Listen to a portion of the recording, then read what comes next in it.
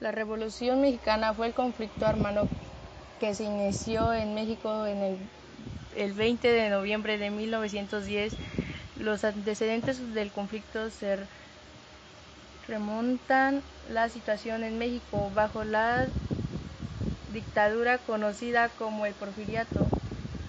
Porfirio Díaz ejerció el poder en el país de manera dictatorial desde 1876 hasta 1911. Durante estos 35 años de México experimentó un notable crecimiento económico y tuvo una estabilidad política, pero estos logros se realizaron con altos costos económicos y sociales que pagaron los estratos menos favorecidos en la sociedad y oposición política en el régimen de Díaz. Durante la primera década del siglo XX estallaron varias crisis en diversas esferas en la vida nacional que reflejaba el crecimiento descontento de algunos factores en el porfiriato. Cuando Díaz aseguró en una entrevista que se retiraría al finalizar su mandato, sin buscar la reelección, la situación política comenzó a agitarse. La oposición al gobierno cobró relevancia ante la postura manifestada por Díaz. En ese contexto, Francisco I. Madero realizó diversas giras en el país con miras a formar un partido político que elegiría a sus candidatos en una asamblea nacional y competiría en las elecciones. Díaz lanzó una nueva candidatura a la presidencia y Madero fue arrestado en San Luis Potosí por su sedición. Durante su estancia en la cárcel se llevaron a cabo las elecciones, dieron al triunfo a Díaz. Madero logró escapar de la prisión estatal y huyó a los Estados Unidos. Desde San Antonio, Texas, el 20 de noviembre de 1910, proclamó el Plan de San Luis, que llamaba a tomar las armas contra el gobierno de Díaz. El conflicto armado se inició en el norte del país y posteriormente se expandió a otras partes del territorio nacional.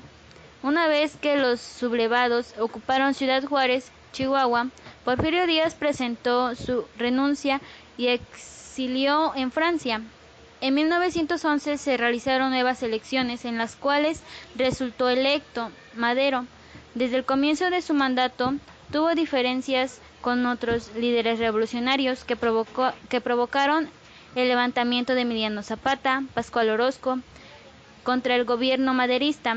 En 1913, un movimiento contrarrevolucionario encabezado por Félix Díaz, Bernardo Reyes y Victoriano Huerta dio un golpe de Estado.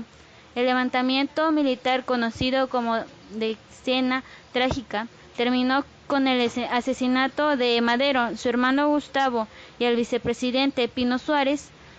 Huerta asumió la presidencia, lo que ocasionó la reacción de varios jefes revolucionarios, como Venustiano Carranza y Francisco Pancho Villa. Tras poco más de un año de lucha y después de la ocupación estadounidense de Veracruz, Huerta renunció a la presidencia y huyó del país.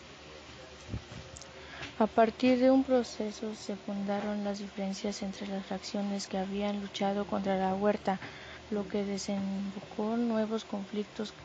Carranza, jefe de la revolución, de acuerdo del Plan de Guadalupe, convocó todas las fuerzas del país por las hospitalidades regionales con todas las Carranza. Conoció el acuerdo desde el conflicto de nueva constitución y llevar a cabo de Carranza la presentación del jefe revolucionario Zapata en 1919, Carranza en 1920, Villa en 1923, Obregón de 1928.